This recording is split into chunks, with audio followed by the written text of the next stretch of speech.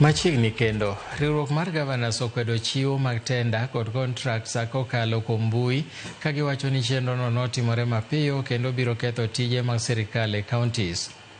Kane oloso Mombasa, jatend Gavanas Ahmed Abdullahi owacho ni migawo mar omenda pok omiyogi duoko bang' chwalo ywak margi. Gavanas go omedo ni nokokawo pachgi malong'o motelo ne kawo okang' makamano. Governor Lungo said, you can't organize in this county, I'm not team, you are right talk, you can't tell them, you lose billions.